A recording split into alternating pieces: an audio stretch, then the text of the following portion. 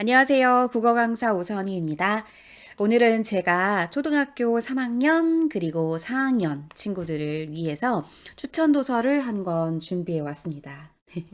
추천 도서의 제목은 24절기가 과학적일 수밖에 없는 12가지 이유라는 책이고요.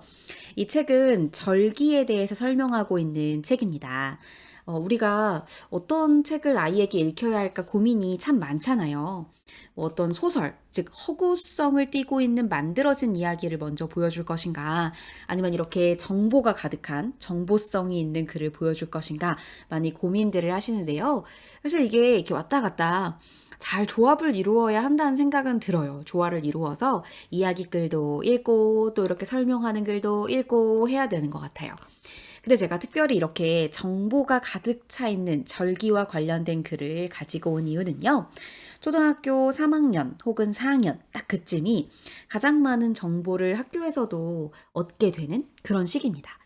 초등학교 4학년이 가장 더 그러한데요. 초등학교 4학년 때 많은 친구들이 공부를 힘들어합니다. 네, 그래서 공부를 포기해야 되나 이런 생각도 많이 하고 힘들어하고 또 특히나 국어를 어려워하는 이유. 저는 국어 강사이기 때문에 그런 걸 많이 물어보거든요. 국어가 왜 이렇게 어렵니? 라고 말을 했더니 갑자기 그 4학년이 되면서부터 교과서에 정보가 가득 담겨 있는 그런 교과서의 국어 지문을 읽게 되는 거예요. 그러니까 그동안은 그냥 뭐 단순히 한번 쭉 읽고 내려가도, 읽고 그냥 덮어도 이게 어떤 내용인지 금방 알 수 있어서 책에 대한 내용 질문을 받아도 대답을 잘할 수 있었는데 그 다음부터는 너무 내용이 많아지다 보니까 꼭 지문을 봐야지 다시 한번 그 문제에 대한 대답을 찾을 수 있고 이렇게 되더라는 거죠. 그래서 많이들 정보가 많이 들어가면 부담부터 갖게 되거든요. 근데 이 책은 정보를 되게 많이 담고 있으면서도 그림과 함께 이렇게 제공을 해주고 있어요. 그림이 되게 많이 나오거든요. 그래서 그림을 보면서 좀 낯설지 않게 흥미를 쭉 이끌어 나가면서 책을 볼 수 있겠다라는 생각이 들었고요. 또 이런 절기는 양력과 관련되어 있죠. 양력으로 절기를 만들어요. 그러다 보니 뭐 어떤 우리의 일상생활 속에서 친구들하고 몇 월 며칠에 만날까? 뭐 개학이 몇 월 며칠이지? 이런 거 얘기할 때 그 양력과 똑같다는 거죠.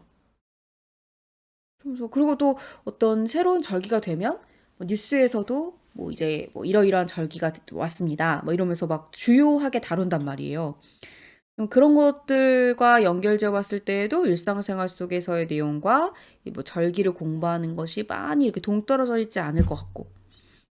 저는 항상 책을 선택하는 기준이 너무 우리 아이들의 일상생활과 멀리 동떨어져 있으면 이렇게 읽어도 크게 이렇게 와닿지 않아서 아이들이 읽은 것을 활용하지 못하게 될 때가 많거든요. 내가 실질적으로 되게 재미있는 걸 봤다라는 느낌이 잘 안 들 수 있어서 저는 그래서 조금이라도 좀 일상생활이랑 가까운 그런 걸 좀 읽었으면 좋겠다라는 생각을 하거든요. 아무튼 그렇습니다. 자, 그러면 한번 들어가 봐요. 제가 이렇게 또 확인할 수 있는, 쇼핑하실 수 있는 책을 구입하실 수 있는 링크를 걸어드렸고요. 초등학교 3, 4학년, 5학년까지도 읽으시면 좋을 것 같습니다.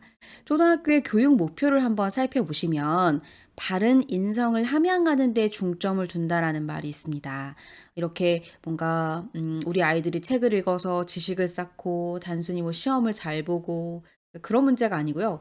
책 안에서 여러 인성을 함양할 수 있는 전인격적인 발전을 할 수 있는 그런 요소들을 찾는 게 좋은 독서가 될 수 있을 거라고 생각합니다. 자신의 소중함을 알고 건강한 생활 습관을 기르며 풍부한 학습 경험을 통해 자신의 꿈을 키운다.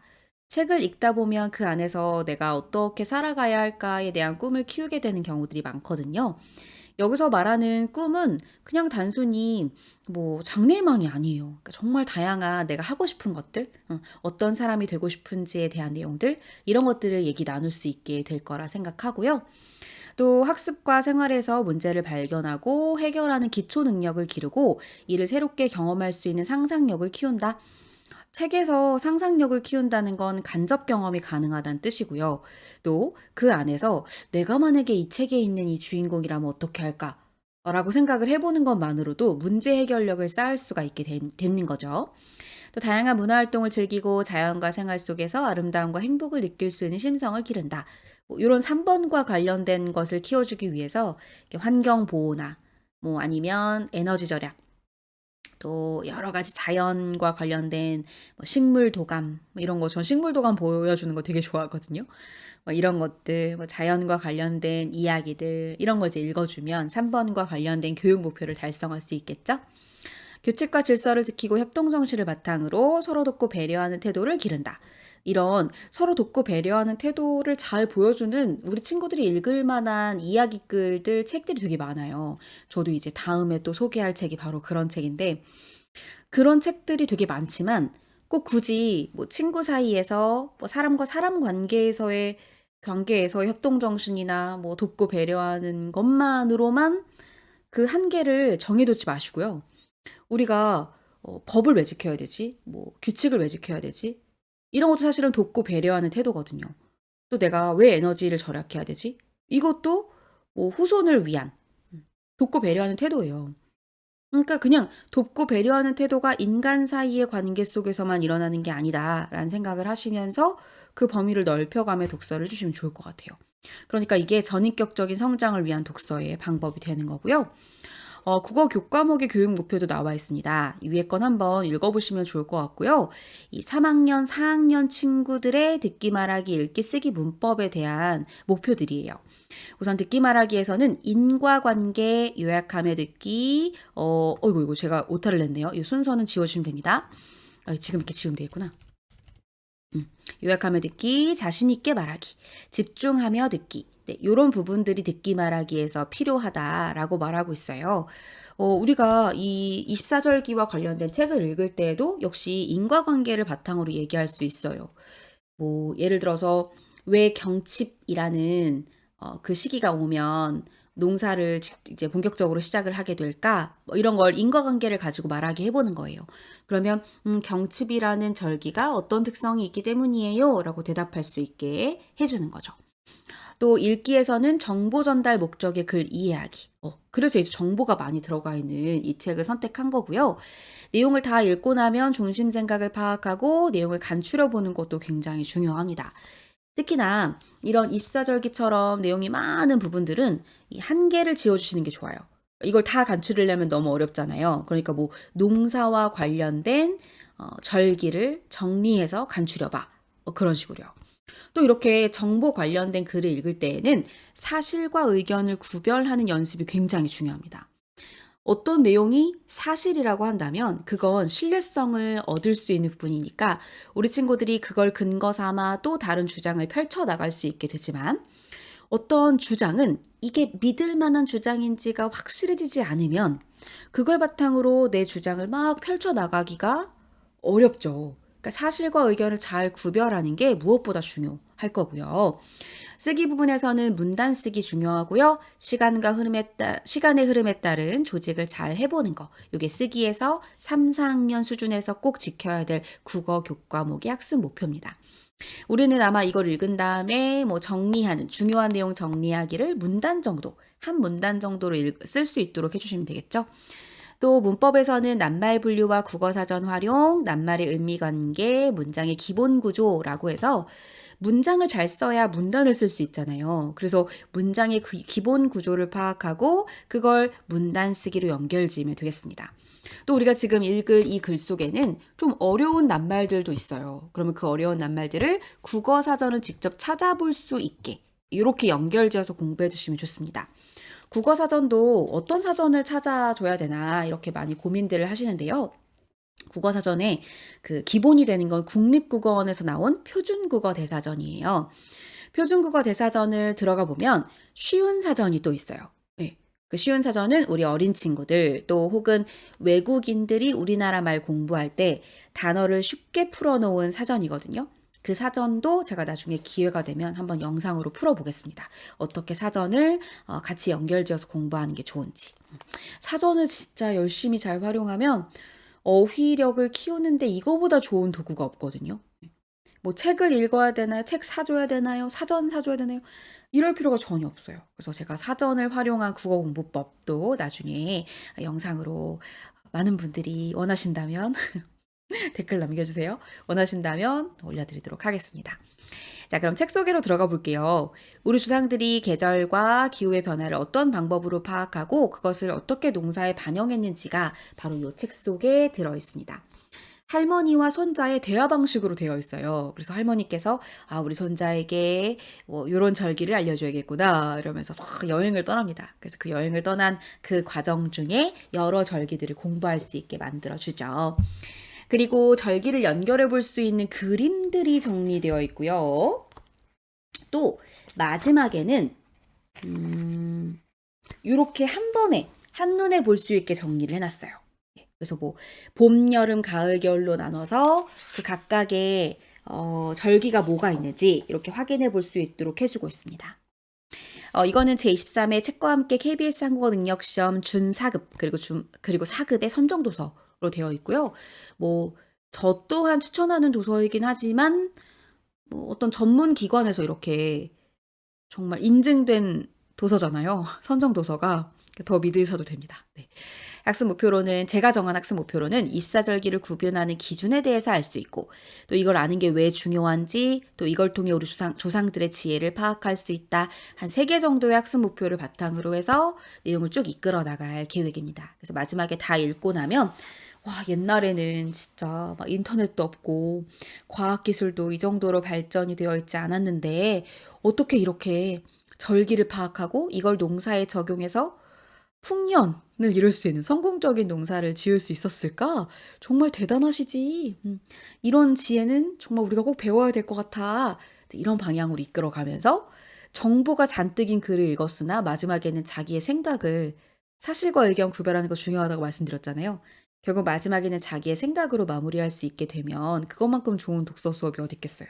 그쵸? 자, 저는 주제를 많이 찾아보는 걸 좋아하거든요. 그래서 제가 이 책을 읽으면서 함께 보시면 좋을 법한 자료들 가지고 와봤습니다.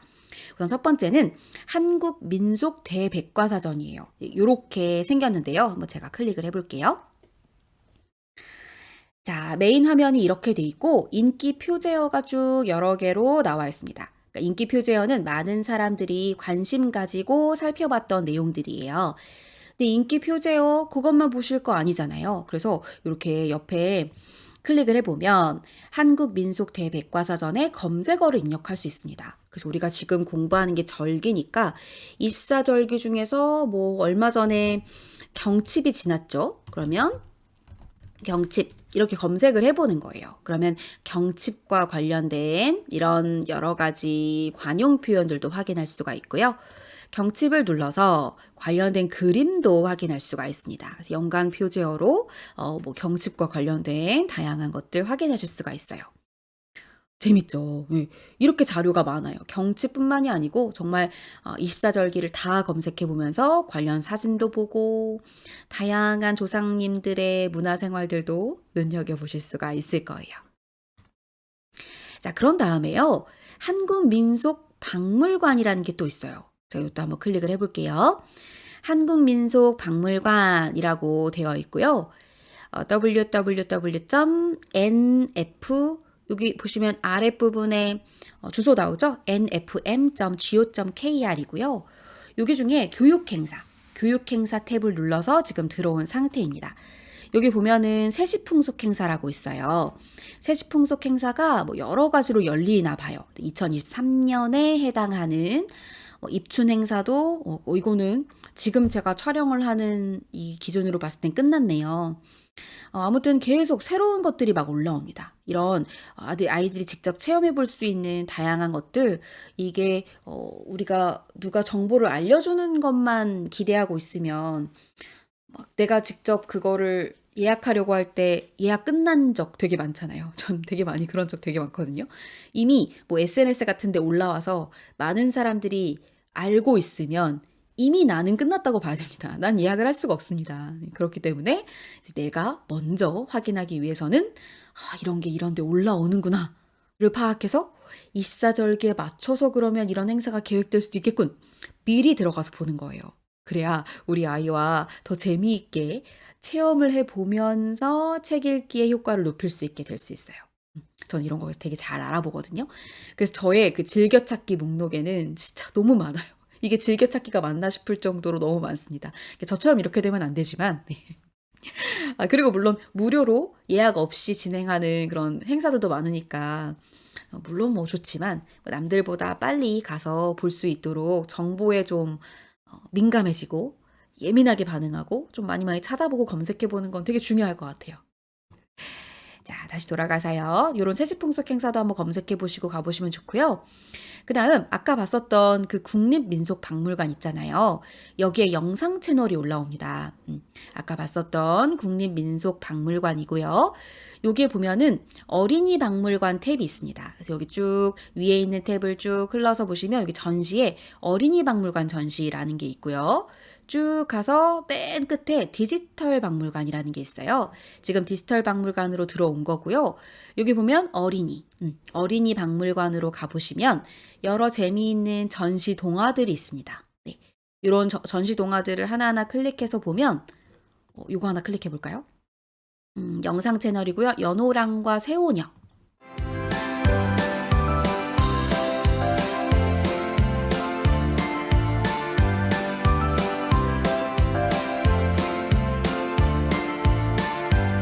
연호랑 새오녀. 때는 신라시대였어요. 바닷가 어느 마을에 남편 연호랑과 아내 새오녀가 살았어요.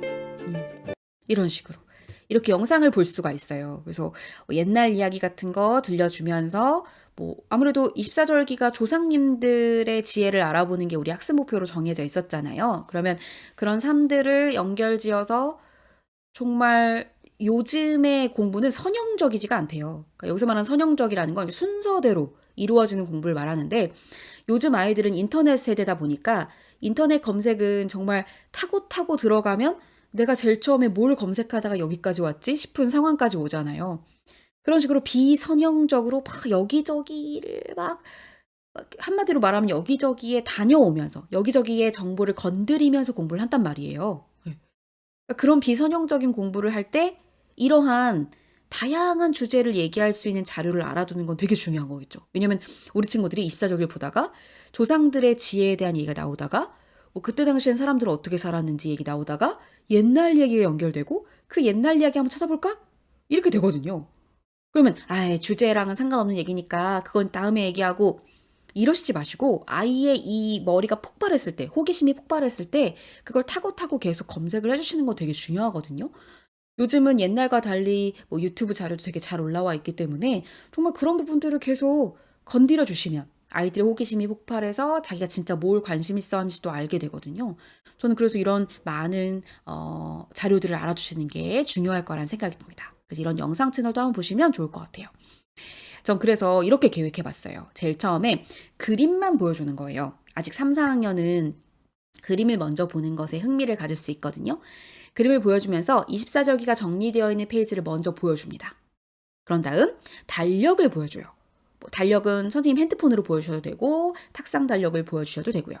이 달력을 보여주면서 수업을 하고 있는 지금 현재 어떤 절기와 가까울까를 스스로 찾아보게 하는 거예요. 그런 다음 지금은 봄이니까 뭐 여러 봄과 관련된 절기들 중에서 하나를 얘기하겠죠? 그럼 그 날과 관련 있어요 라고 말한 다음 절기와 농사가 어떤 관련이 있는지 그 관련 페이지를 자세히 읽어주는 거예요. 제가 말씀드린 것처럼 정보가 많은 것은 그 정보들을 다시 또 세부 항목으로 나누어서 오늘 수업에 다뤄볼 학습 목표와 관련된 부분을 깊이 있게 들어가 보는 게 중요해요. 제가 맨 처음에 학습 목표로 조상님들의 지혜나 슬기로움 이런 걸 연결짓기로 했으니까 농사를 짚은 거예요. 절기와 농사를 연결지어 얘기해보고 그 농사는 조상님들의 삶에서 때려야 뗄 수 없는 삶이었단 말이죠. 그러다 보니까 그것과 관련된 다양한 속담이 있어요. 저는 이 속담을 되게 중요하게 여러 시간을 두고 긴 시간 동안 학습을 할 예정입니다. 전 그럴 계획이에요.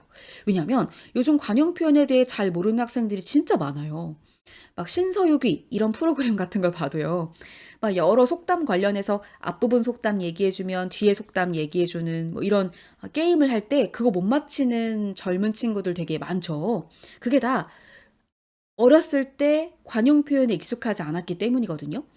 그럼 관용 표현 뭐 굳이 알아야 되나 싶으시겠지만 관용 표현을 몰랐을 때 책을 읽을 때 혹은 사람들과 대화를 할 때 제대로 잘 이어지거나 깊이 있는 학습, 이해가 잘 안 될 수 있어요. 관용 표현은 그걸 깊이 있게 들어가서 그거에 대해서 막 논문을 쓰고 뭐 그러라는 게 아니고요. 그냥 일상생활 속에서의 더 다른 걸 하기 위한 일상생활 속에서 책 읽고 대화하고 하는 데에 필요하기 때문에 관용 표현에 대해서 지금이라도 조금씩 좀 알아둘 필요가 있다는 거고요. 그게 지금 아주 잘 나와 있어요. 절기와 관련된 관용 표현에 대해서 하나만이라도 알아두면 비슷한 것들을 막 연결 지어 갈 수가 있어요. 예를 들어 뭐 엄청 추운 대한이란 절기가 있죠, 겨울에. 그럼 그 대한이라는 그 절기와 관련된 속담을 하나 알았어요. 근데 그 대안이 들어간 또 다른 속담, 처음 보는 속담을 만나도 이미 하나를 알고 있으면 연결고리를 잡아서 이해를 할 수 있어요. 이런 게 바로 사고력 아닐까요? 하나를 알아도 그와 관련된 내용이 나왔을 때 연결 지을 수 있는 능력. 그런 걸 일깨울 수가 있기 때문에 저는 엄청 집중해서 살펴볼 예정입니다. 그런 게 제가 여기 보면 유추와 관련이 있으므로 이런 거 말씀드렸죠? 예. 하나를 알면 유사성을 가지고 있는 또 다른 것과 연결 지을 수 있는 능력. 이게 유추거든요. 유추는 문해력에서 정말 중요하게 다루는 능력이기 때문에 저는 그래 속담을 엄청 깊이 있게 다룰 예정이고요. 그런 다음 요거는 이제 숙제로 나갈까 뭐 수업 시간에 해볼까 뭐 여러분께서 이제 아이와 함께 할 때 선생님이신 분들도 제 영상을 보실 수 있으니까요. 선택하시면 되는데요.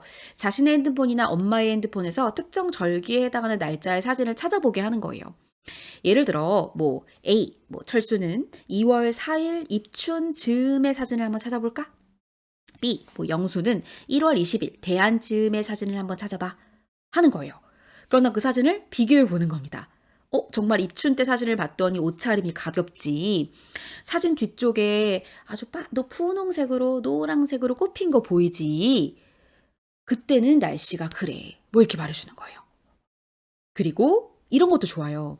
왜 우리 친구들이 2월쯤 되면 이제 학교 갈 준비하느라고 뭐 가방 사러 가고 아니면 학원에서도 방학 특강 같은 거 하고 그러거든요. 그럼 그때 사진을 보면 새 학기가 시작되는 3월 전의 절기구나. 그러니까 이런 일들을 내가 했구나. 이렇게 아주 생활 밀착형으로 밀착성이 있게 그런 나의 삶들을 얘기해 보는 것도 좋아요. 그리고 겨울은 이 대안은 굉장히 다르지. 엄청 따뜻하게 입었네. 그리고 뒤에 막 눈도 보인다. 이런 것들을 막 얘기하는 거죠. 그리고 뭐 대안쯤에 뒤에 어떤 플랜카드가 걸렸는데 뭐 새해 복 많이 받으세요 이런 게 보였어요. 그러면 이때가 새해 즈음인가 봐. 이런 걸 얘기하면서 절기가 이 날씨의 특징하고도 연관이 될 수 있고 우리의 삶과도 깊이 있게 관련이 될 수 있다는 걸 얘기 나누면서 다양한 정보가 나와도 이제 더 이상 무섭지 않다, 두렵지 않다 이런 생각을 갖게 만들어주시면 좋을 것 같아요.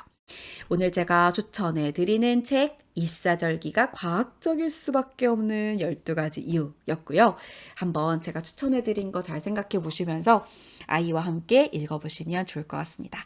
저는 다음에 더 알차고 더 재미있는 책 추천으로 다시 돌아오도록 하겠습니다. 자, 구독 꼭 해주시고요. 좋아요도 꼭 눌러주시고요.